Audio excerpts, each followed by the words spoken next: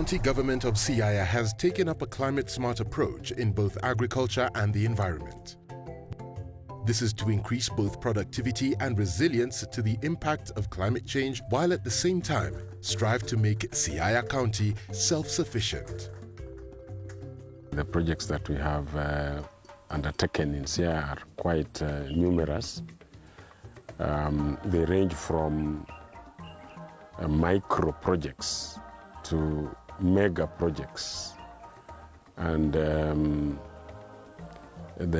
micro projects in agriculture that we have had range from the need to have food security on the tables of Siaya citizens. The county has done a lot with regard to climate smart.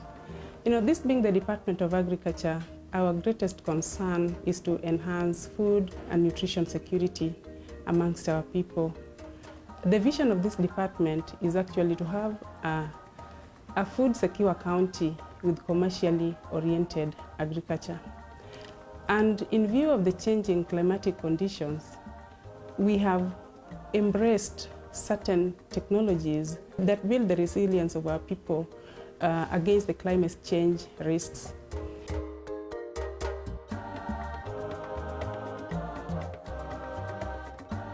Another area where smart climate we have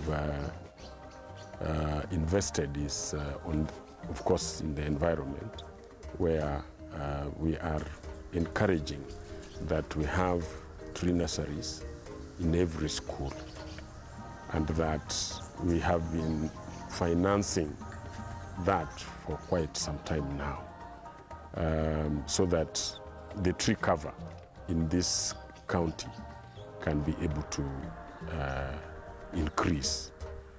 But I will also tell you that I have a personal initiative to address the issue of afforestation.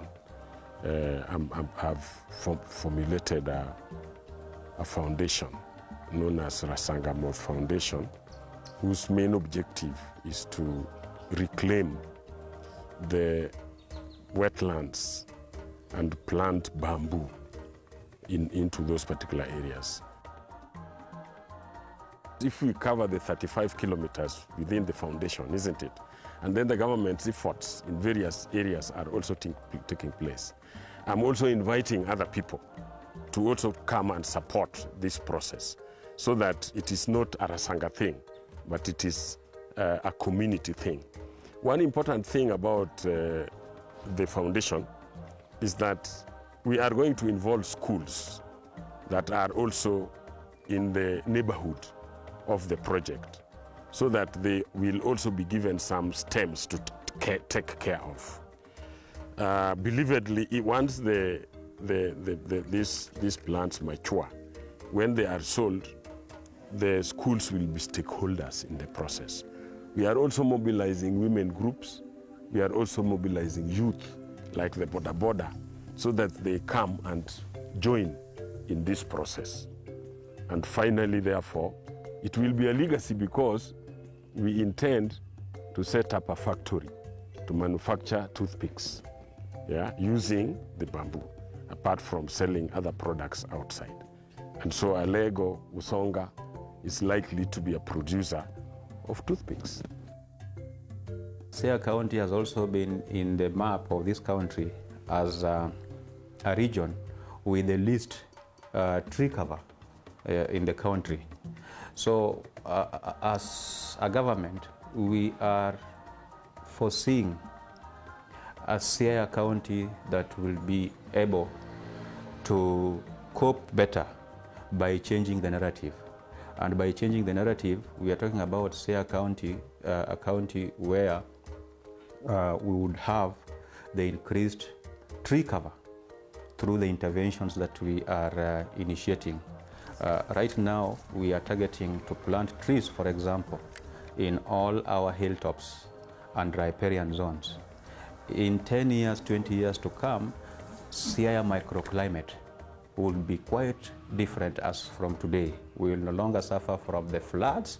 will no longer suffer from the heat intensity, because the tree cover that will be in these hills and our riparian will change the climate and will make it a very suitable place, a very habitable county to stay in. We have been having different varieties in these our tree nurseries, the indigenous ones and the exotic ones. The exotic ones help us a lot during the beehives because we use them on beehive side.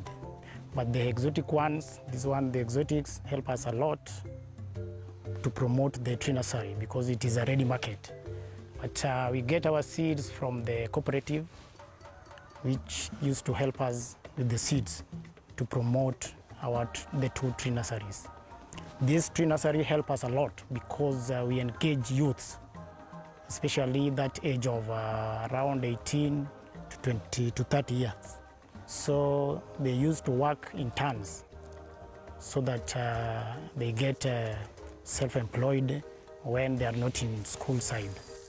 There is a very big change in climate because we as the two youth groups, we used to give the community free charge of seedlings, especially the indigenous ones. We used to give them so that we can plant them within our community. And then we used to distribute some into schools within the area, within our area of region, the churches. So when you walk around now, we have so many trees. We call them woodlots.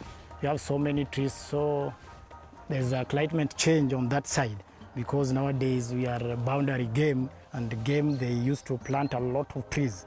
So we are Lego also tumeanza kupanda.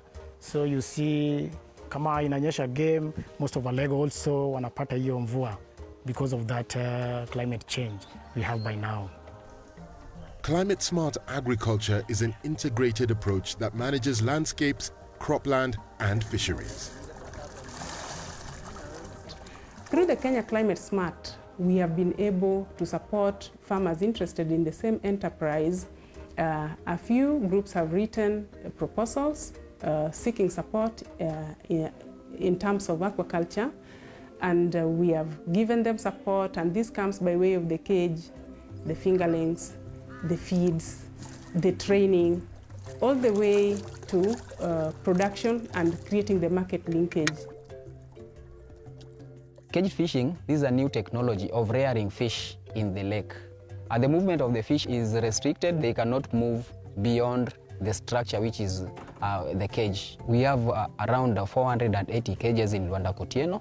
Most of our fish are being fed twice, and at the same time, we give them ratio according to the number of fish in that cage.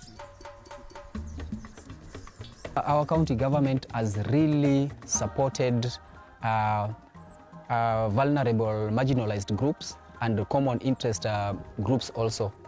Like we have border groups. They also have their own cages here, which was given to them by the County Government of Siaya.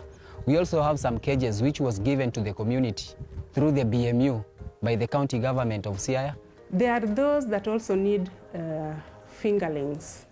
And in this county, we have 17 registered fingerling producers. Our demand is over 7 million fingerlings per year. We are producing about 3 million currently, but we are trying to strengthen the capacities of those who are engaged in fingerling production, because now, apart from the cage fish farmers, we are also focusing on the pond farmers. The county currently has about 1,200 ponds constructed, but we envisage that the number will go higher because we are currently benefiting from the aquaculture business development program, which is focusing on supporting pond culture. Fish pond yangu hii nilianza 2009. Sikuwa nimeingia kwa fisheries. So tukachimba, tukatafuta, tukaenda Lake Basin, tukapata mbegu, tukakuja tukaingiza kwa damu. Tukaenda Kisumu tukanua chakula tukaanza kutengeneza. Ya kwanza nilipata pesa mingi kwa damu moja. Nikasema hii kazi mzuri. Nikaenda nikaanza kurejista na watu ya fisheries. Wakakuja wakanionyesha sasa vile ninaweza kuexpand. Sasa nika expand. Kidogo wakakuja wakapata fingerlings hapa ni mzuri.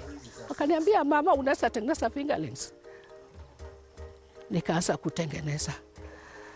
Sasa nimetengeneza fingerlings, nimeuza samaki na imenipatia profit. So watu wanakuja kuchukua na ingine tunapeleka kwa cages. Watu ya cages wanakuja wanachukua. Siaya County wametupatia elimu na sasa saa hii ndio naona wameanza kutupatia nini? Chakula.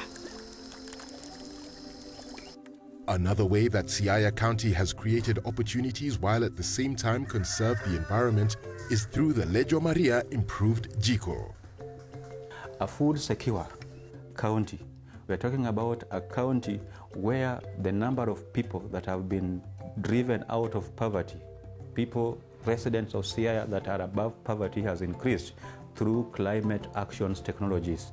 So we are looking to a future where we'll be having our citizens of Siaya having investments, different investments that are derived from climate smart technologies in farming, in environmental conservation, and in management and conservation. Kazi yangu ni kazi ya majiko. Hiyo ndio kazi nimefanya kwa miaka 19 na tunaifanya kama kanisa na ni group work. Sasa group tumeregister kwa jina la Spirit Women Group.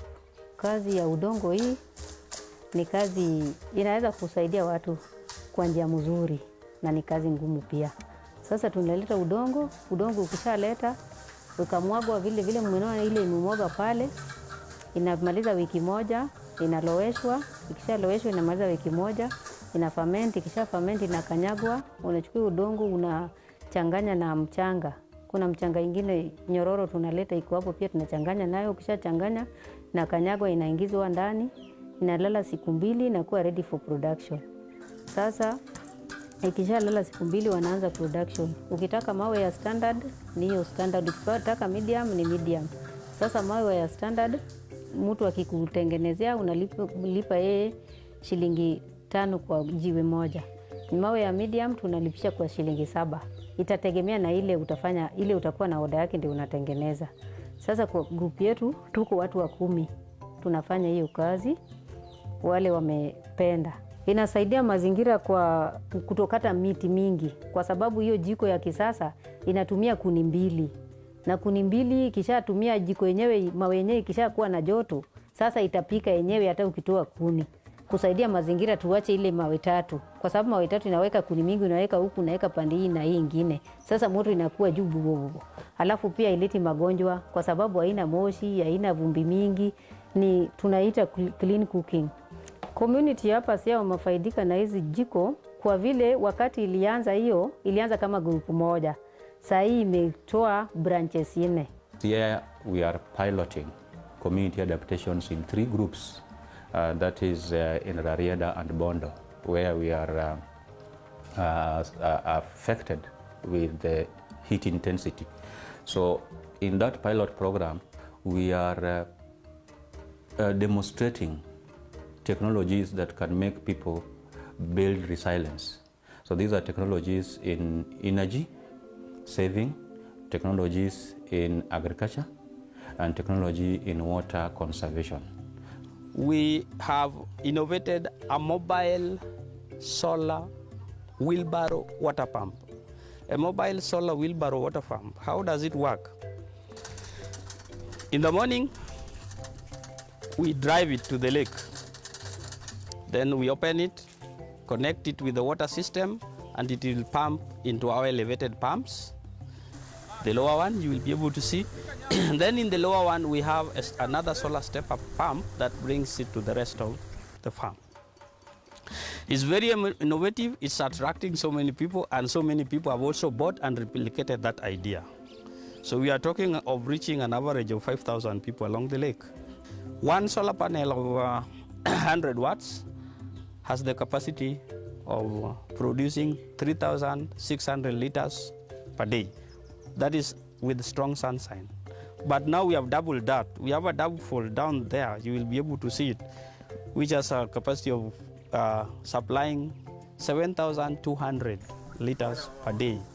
Which is equivalent. You see it's dry outside there, but when you look here, you can think you are in Garden of Eden. It's a green part of Kenya. And we are making it possible through the solar wheelbarrows. In agriculture, Siaya County has supported projects such as sorghum. The promotion of sorghum as a value chain is very significant because we do not experience very high rainfall in certain parts of this county. But sorghum as a crop is adaptable to all the agroecological zones within this county. And the good thing about this crop is that it is drought resistant. Tuna plant mara mbili kwa the first season, the long rains and the short rains. Mtama vile tulipanda, hata kama kuna mvua kidogo, lazima utapata kitu kidogo. Ni tofauti na mahindi. Mahindi nataka mvua throughout. Na mtama inapatikana. Hata kama mvua imepotea, like this time, mvua haikuweko. Tulipanda after 1 month, mvua ikapotea. Na kuja after 2 weeks, inapotea tena. Iliwacha kama mtama haijaweka hata kichwa. Sasa vile iliwacha hivyo, ilikaa kabisa na tulipata mtama. Kama harvest ni mzuri, per acre, tunapata bags 10, saa zingine kama ni mbaya 8. Kama mimi yangu sahi nilipanda 1.25 acre last season, na haikuwa mzuri na nimepata gunia 8.